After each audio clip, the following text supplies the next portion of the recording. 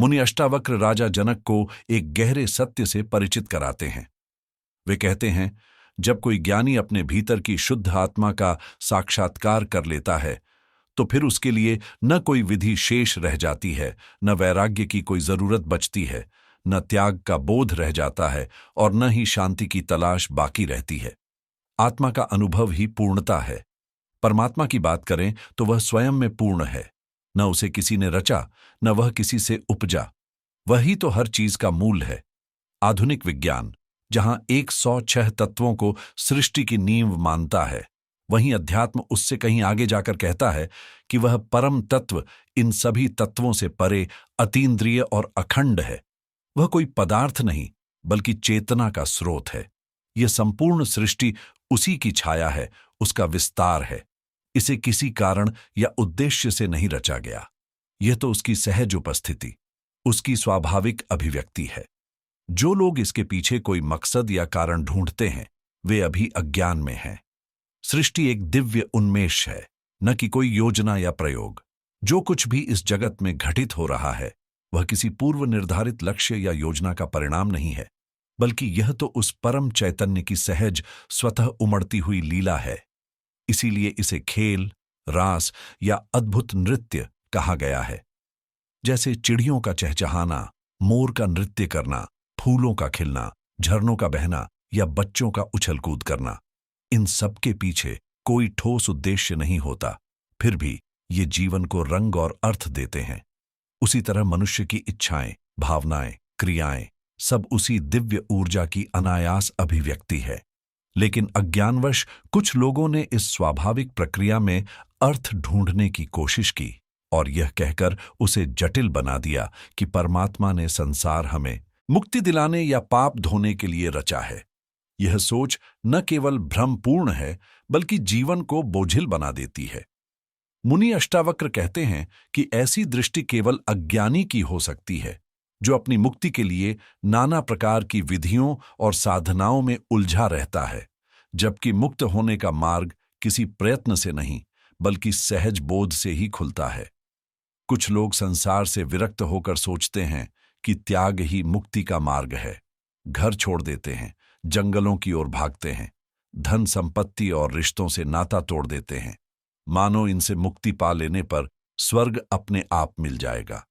कुछ मृत्यु के समय दान देते हैं, यह मानकर कि वह पुण्य आत्मा के साथ आगे भी चलेगा, जबकि कुछ इससे भी एक कदम आगे जाकर सोचते हैं कि बेहतर है अभी से ही सब कुछ अग्रिम बुकिंग की तरह भेज दिया जाए, ताकि मरने के बाद वहां सब कुछ तैयार मिले। लेकिन यह सोच गहरे अज्ञान की देन है, मूढ़ता की पराकाष्ठा है, जबकि सच्चा ज्ञानी इन भौतिक भावों को देखकर बहकता नहीं, वह अपने भीतर की उस निर्मल चेतन आत्मा का अनुभव करता है, जो न किसी विधि की मोहताज है, न किसी वैराग्य की। उसके लिए न कोई त्याग आवश्यक है, न ही कोई विशेष प्रयास। वह तो सहज शांति में स्थित रहता है, निशब्द, निर्विकार, पूर्ण। उसे शांति पाने के लिए प्रयास नहीं करना पड़ता, क्योंकि वह स्वयं शांति बन चुका होता है। अष्टावक्र आगे गूढ़ भाव से बताते हैं कि जब कोई ज्ञानी प्रकृति की अनंत रूपों में प्रकट होती ऊर्जा को केवल एक खेल, एक झलक भर मानता है, तब उसके लिए न कोई बंधन रह जाता है, न मुक्ति का कोई अर्थ। न उसे हर्ष लुभाता है, न शोक विचलित करता है, क्योंकि उसके लिए यह समूची सृष्टि केवल आत्मा की सहज झंकार है, एक कंपन जो अनगिनत रूपों में अभिव्यक्त हो रही है। जो विविध रूप हमें दिखाई देते हैं, पर्वत, नदियां, वृक्ष, आकाश, मनुष्य, सब उसी माया की निर्मिति है, उसी अदृश्य शक्ति का प्रदर्शन। अज्ञानी इन स्थूल रूपों को ही अंतिम सत्य मान बैठता है, इन्हीं में उलझकर वह अपने जीवन का मोल गंवा देता है। लेकिन ज्ञानी जानता है कि ये रूप क्षणिक हैं, इनमें कोई ठोस सत्ता नहीं, ये तो केवल उस सूक्ष्म आत्मा की छाया मात्र है। इसलिए वह बाहरी रूपों में न उलझकर उनके मूल स्रोत आत्मा में विश्राम करता है, वहीं स्थित रहता है। उसके लिए यह सृष्टि बंधन नहीं बल्कि एक पारदर्शी पर्दा है, जिसके पीछे शुद्ध चेतना शांति से विद्यमान है। जब असल में कोई बंधन है ही नहीं, तो फिर मुक्ति की कल्पना भी बेमानी हो जाती है। यही कारण है कि एक सच्चा ज्ञानी बंधन और मोक्ष जैसे विचारों में उलझता ही नहीं। हर्ष हो या शोक, ये सब मन और शरीर से जुड़ी पहचान का परिणाम है, द्वंद्व से उपजे हैं और प्रकृति की ही उपज है। लेकिन जो चेतना को पहचान लेता है, जो आत्मा में जाग जाता है, उसके लिए ये सारे भाव छूट जाते हैं। वह न हर्ष में डोलता है, न शोक में टूटता है। वह तो एक ऐसी स्थिर परमानंद की स्थिति में स्थित होता है जो न बदलती है, न डगमगाती है। अष्टावक्र कहते हैं कि यह पूरी सृष्टि बुद्धि की सीमाओं तक माया ही माया है, एक सुंदर छल इल्यूजन। और इस माया जाल में वही व्यक्ति शोभित होता है जो ममता से मुक्त हो, अहंकार से रहित हो और जिसकी कोई कामना शेष न हो। संसार का सारा ताना बाना मोह, ममता, राग, द्वेष, ईर्ष्या, घृणा, प्रेम, तृष्णा, अहंकार, वासना, लोभ जैसे भावों से बुना गया है। यही तो संसार है, भावनाओं और इच्छाओं की एक जाल जिसे सच मान लेने का नाम है अज्ञान। और इसी अज्ञान में जीता हुआ जीव अनगिनत पीड़ाएं भोगता है।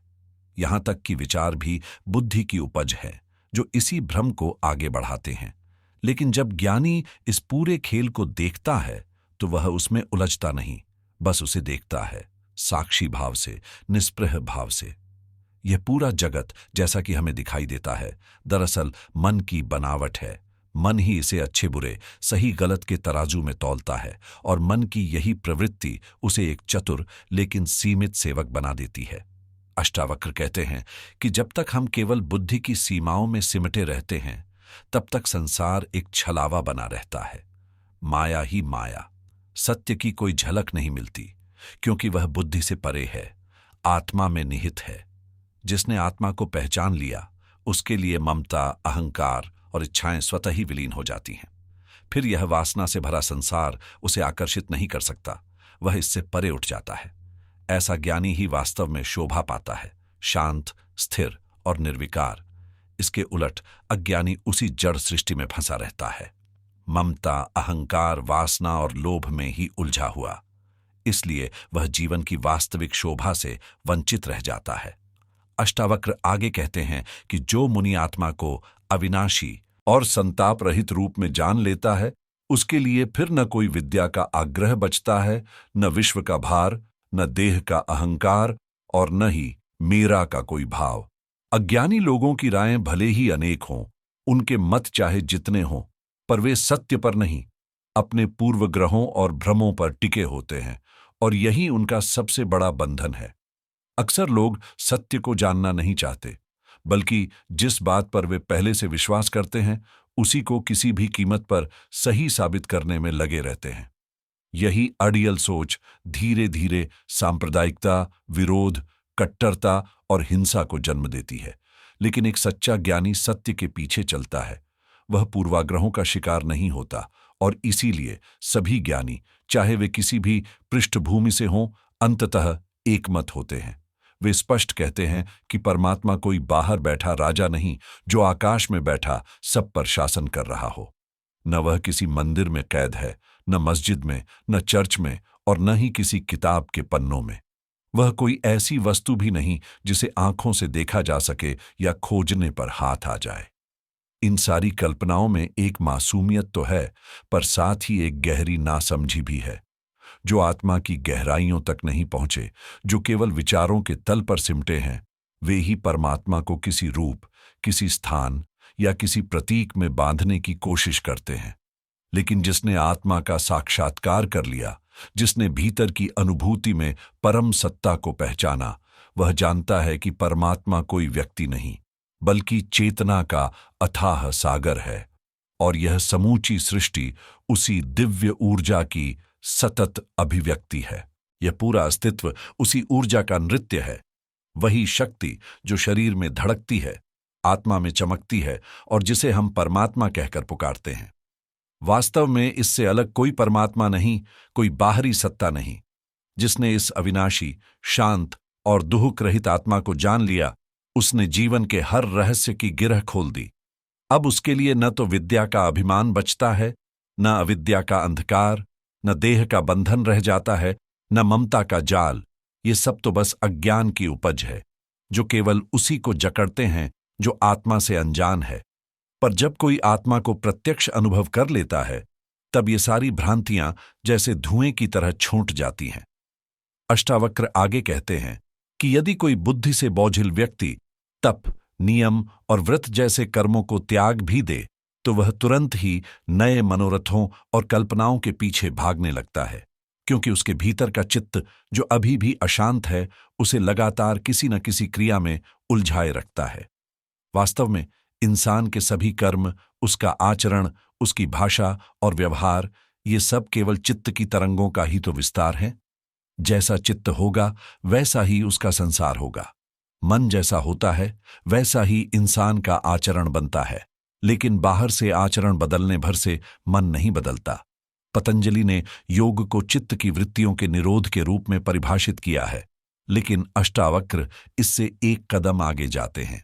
वे कहते हैं कि निरोध के लिए किए जाने वाले कर्म जैसे ध्यान, तप, संयम भी अंततः चित्त को और भटका सकते हैं, क्योंकि इन प्रयत्नों के पीछे छिपी होती है इच्छाएं, आकांक्षाएं और फल की अपेक्षाएं। जब लक्ष्य किसी स्थिति को पाना हो, तब प्रयास स्वयं एक प्रकार की वासना बन जाता है, और वासना का अर्थ है चित्त की हलचल। ऐसे में चित्त शांति कैसे पाएगा? अष्टावक्र स्पष्ट करते हैं कि जब तक हम कर्मों और विशेष आचरणों के सहारे आत्मा को जानना चाहेंगे, तब तक हम चित्त को और उलझाते रहेंगे। चित्त का वास्तविक निरोध तभी संभव है जब वासनाओं की जड़ पर प्रहार हो, और वह केवल बोध यानी प्रत्यक्ष अनुभव से ही संभव है, न कि बाहरी अनुशासनों से। इसलिए वे कहते हैं कि यहां तक कि ध्यान और समाधि जैसी साधनाएं भी त्याज्य हैं यदि वे किसी फल की इच्छा से प्रेरित हैं। बोध जो सहज और प्रयत्नहीन होता है वही मुक्त करता है, कर्म नहीं। सच्चा आत्मबोध तभी घटित होता है जब चित्त पूर्ण रूप से शांत हो, बिना किसी लहर, बिना किसी अपेक्षा के। लेकिन यदि कोई बुद्धि से जड़ या मोह में डूबा हुआ व्यक्ति बाहरी कर्मों को छोड़ भी दे, फिर भी उसके भीतर मनोरथों की भीड़ लगी रहती है, इच्छाएं कुलबुलाती हैं और अहंकार किसी न किसी रूप में सिर उठाता है। नतीजतन वह आत्मज्ञान की ओर बढ़ ही नहीं पाता। अष्टावक्र का यही संदेश है कि न तो कर्म करना जरूरी है, न ही उन्हें त्याग देना किसी उपलब्धि की गारंटी है। असली बात यह है कि भ्रम को छोड़ना होगा। वह अज्ञान जो मन को बांधता है, उसी से मुक्ति चाहिए। जब तक भीतर द्वंद्व है, तब तक कोई भी साधना पूरी नहीं मानी जा सकती। अष्टावक्र आगे कहते हैं कि मंद बुद्धि व्यक्ति इवन अगर वह सत्य की बात सुन भी ले, फिर भी अपनी जड़ता को नहीं त्यागता, और निर्विकल्प दिखने का प्रयास करते हुए भी भीतर ही भीतर विषयों की लालसा से ग्रस्त रहता है। यह बाहरी प्रयास मात्र छल है, जब तक भीतर का द्वार नहीं खुलता। मनुष्य के भीतर अनेक प्रकार के भ्रम, अहंकार, वासना, इच्छाएं और फल की लालसा मौजूद रहती हैं, जो उसकी सोच और कर्मों को पूरी तरह से प्रभावित करते हैं। जब तक ये मानसिक बाधाएं बनी रहती हैं, तब तक उसका हर व्यवहार, हर क्रिया और हर निर्णय भी इन्हीं अज्ञानताओं से घिरा रहता है। जनक जैसे निर्मल चित्त वाले ही अष्टावक्र के गहरे आत्मज्ञान के उपदेश को समझ पाते हैं और उसे आत्मसात कर लेते हैं, क्योंकि उनका मन साफ होता है। लेकिन जो लोग मंद बुद्धि के होते हैं, वे चाहे कितनी बार भी इस सत्य का श्रवण कर लें, फिर भी भीतर अहंकार, वासना और इच्छाओं का त्याग नहीं कर पाते। इसलिए वे सच्चे आत्मज्ञान से दूर ही रह जाते हैं। ये लोग बाहरी तौर पर तो निर्विकल्प होकर ज्ञानी की तरह कर्म कर सकते हैं या वासना और अहंकार का त्याग करने का अभिनय कर सकते हैं, लेकिन असल में उनका मन विषयों की लालसा से भरा रहता है। मंद बुद्धि वाले केवल कर्मों के आचरण को समझ सकते हैं, उन्हें कर्म करना है या त्यागना है, लेकिन वे अपने अंदर छुपे गहरे मूढ़ तत्वों को पहचानने या उनसे ऊपर उठने में असमर्थ होते हैं। इसलिए वे सच्चे आत्मज्ञान की प्राप्ति कभी नहीं कर पाते। अष्टावक्र कहते हैं कि जो व्यक्ति ज्ञान से परिपूर्ण होता है, उसके कर्म भले ही बाहरी नजरिए से देखे जाएं तो वे सामान्य ही लगते हैं, लेकिन उनके आंतरिक स्वरूप में गहरा अंतर होता है। ऐसा ज्ञानी भी कर्म करता है और अज्ञानी भी, परंतु दोनों के कर्मों की प्रवृत्ति अलग होती है। ज्ञानी के कर्म सहज, स्वाभाविक और समाज के हित में होते हैं, वे आवश्यक और परिस्थिति अनुसार होते हैं, जिन्हें वह ईश्वर की इच्छा मानकर करता है, बिना किसी व्यक्तिगत इच्छा, अहंकार या फल की लालसा के। वहीं अज्ञानी के कर्म स्वार्थी होते हैं, जिनके पीछे फल की इच्छा, अहंकार और कामनाएं छिपी होती हैं। इस प्रकार कर्म तो दोनों करते हैं, लेकिन ज्ञानी का कर्म मुक्त और निस्वार्थ होता है, जबकि अज्ञानी का कर्म बंधन और मोह का कारण बनता है। अज्ञानी भले ही समाज और लोकहित के लिए कर्म करता दिखाई दे, लेकिन उसके पीछे हमेशा व्यक्तिगत लाभ की चाह होती है, चाहे वह सम्मान हो, प्रसिद्धि हो या फिर स्वर्ग की प्राप्ति।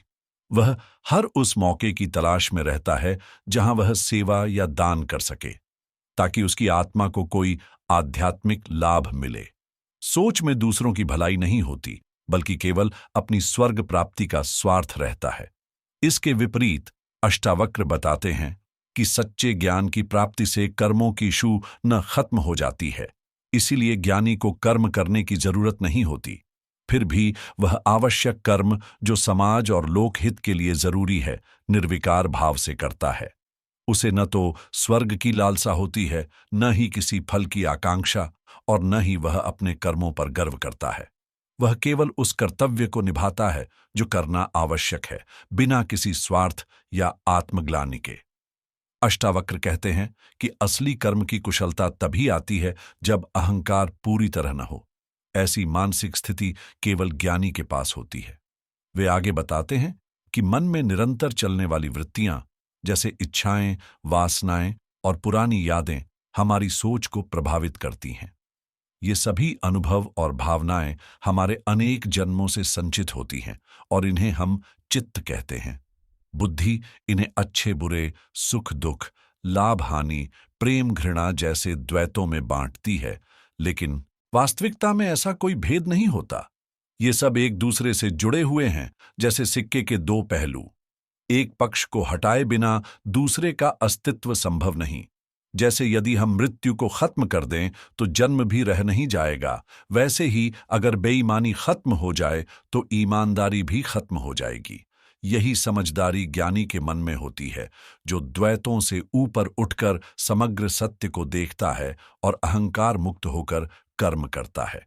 यदि हम घृणा को मिटा दें तो प्रेम का अस्तित्व भी समाप्त हो जाएगा। जैसे बिना पाप के मंदिर, मस्जिद या गुरुद्वारे का कोई अर्थ नहीं रह जाता। बीमारी के बिना स्वास्थ्य का भी अनुभव अधूरा है, और अगर असाधारण घटनाएं न हों तो राम की कथा जैसी महाकाव्य कहानियां भी बनना मुश्किल हो जाती हैं। नैतिकता इन्हीं द्वैतों में फर्क करती है। वह बुराई को दूर कर अच्छाई को अपनाने की कोशिश करती है, अंधकार से प्रकाश की ओर बढ़ना चाहती है। लेकिन धार्मिक दृष्टि से सभी कुछ ईश्वर की माया माना जाता है, जिसमें दोनों पक्षों को स्वीकार करना ही आत्मा की शांति समझी जाती है। वहीं ज्ञानी, जिसने एकात्म आत्मा को पहचाना होता है, वह न भय करता है न पक्षपात। उसके लिए प्रकाश, अंधकार, ग्रहण, त्याग ये सभी केवल अनुभव हैं, जिनमें कोई भेद नहीं रहता। वह स्वाभाविक रूप से जो भी होता है उसे अपनाता है और सदैव परमानंद के स्वरूप में अपनी आत्मा की शाश्वत शांति में स्थित रहता है। अष्टावक्र कहते हैं कि धैर्य, विवेक या निर्भयता जैसी अवधारणाएं तब तक अर्थहीन हैं जब तक वे सीमित और स्थिर स्वभाव से जुड़ी हों, क्योंकि वास्तविक योगी का स्वभाव स्वयं में अनिर्वचनीय और निर्गुण होता है। जहां भय होता है वहीं निर्भयता का अंकुर उगता है। जहां मन उलझता है वहां विवेक की खोज होती है, और जहां चित्त व्याकुल होता है वहां धैर्य का सवाल उठता है। परंतु जो योगी उस परम आनंद के सागर में डूब चुका है, वह इन द्वंद्वों से मुक्त होता है और उसका स्वभाव पारंपरिक सीमाओं से परे, सहज और अपरिभाषित हो जाता है। वह न तो किसी सिद्धांत के बंधन में रहता है, न प्रचलित रीतियों या आदतों का पालन करता है, बल्कि पूरी तरह से आत्मा की अनंत प्रकृति के अनुरूप स्वतंत्र चलता है।